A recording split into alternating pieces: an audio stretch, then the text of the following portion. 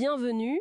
Aujourd'hui, on explore un sujet très pratique. Comment on démarre une activité de création de tunnels de vente, mais en utilisant Facebook comme levier principal. On a des guides là qui donnent des plans d'action assez concrets, via le groupe System.io notamment. L'objectif, c'est d'en tirer une stratégie claire, applicable.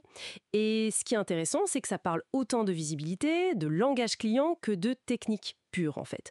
Alors, comment on fait pour que Facebook devienne une vraie machine à clients? C'est ça qu'on va regarder de plus près. Exactement. L'idée, c'est vraiment de partir de zéro, ou presque, hein, et de se construire une présence qui attire les bons prospects, juste en utilisant son profil et son activité dans les groupes, mais de manière stratégique. Ok. Premier truc qui ressort fort des sources DGA, le profil Facebook. C'est pas juste avoir un profil, c'est presque chirurgical leur approche. La bannière, par exemple, ils insistent. Pensez pour le mobile, message hyper court, genre deux, trois mots, gros caractères, fort contraste, et le texte en haut pour pas que la photo de profil le cache. Surtout pas de jargon, genre funnel builder, plutôt un bénéfice. J'augmente vos ventes en ligne. Ça paraît pas un peu rigide tout ça? Presque trop formaté? C'est précis, c'est sûr, mais ça vise l'efficacité immédiate, en fait. Le but, c'est de créer la confiance et la clarté. Ben, en quelques secondes. Photo pro, nom clair, peut-être prénom, nom, expert tunnel, un truc comme ça. Et la bio, hyper orientée résultat. J'aide les coachs à doubler leur CA. Mhm. Suivi d'un appel à l'action net, devis gratuit et rapide.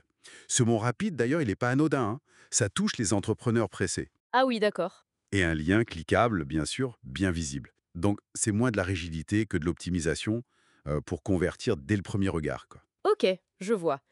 Le profil, c'est la vitrine optimisée. Mais après, il faut bien que les gens la voient, hein, cette vitrine. Et là, les sources, elles proposent une tactique assez frontale, commenter systématiquement chaque nouveau poste dans les groupes cibles, System.io, groupe d'entrepreneurs. Je me demande, ça risque pas d'être vu comme du forcing ou de prendre un temps fou. C'est une bonne question. La nuance, c'est que le but, c'est pas forcément d'être l'expert mondial dans chaque commentaire. L'objectif numéro un, c'est la visibilité. Rendre son nom et donc son profil optimisé visible, régulièrement, par les bonnes personnes. Mhm. Alors, pour la pertinence, oui, il faut commenter intelligemment. Poser une question ouverte à la fin, ça aide à engager. Les sources mentionnent même qu'on peut s'inspirer de ChatGPT pour trouver des idées. Mais attention, toujours personnalisé, hein. Faut pas que ça fasse robot. Ok. C'est un travail de présence régulière, pas du spam. Il parle de se connecter 2, 3 fois par jour, juste pour être réactif. Donc on en revient toujours à cette idée de communication, de comment on se présente. Absolument.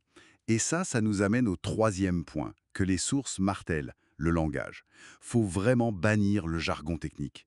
Se présenter comme funnel builder, franchement, à part d'autres techniciens, ça parle à qui? Ouais, c'est vrai. L'approche, c'est de se définir par la solution. Spécialiste acquisition client, expert présence web rentable.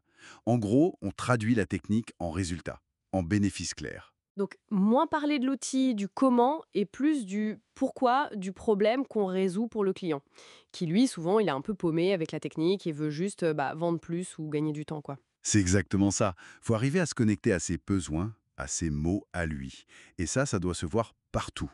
Dans la bio, dans les commentaires et surtout dans les premiers échanges.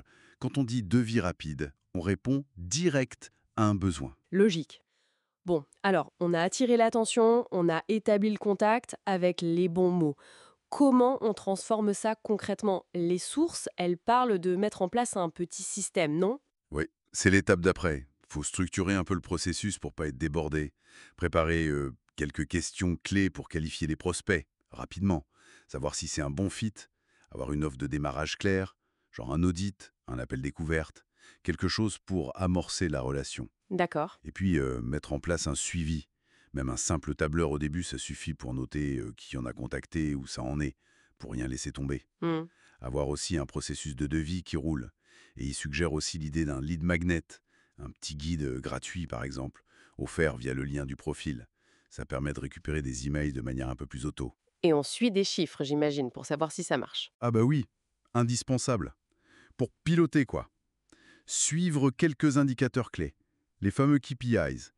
Combien de contacts générés par semaine? Quel taux de conversion entre le premier contact et le devis signé?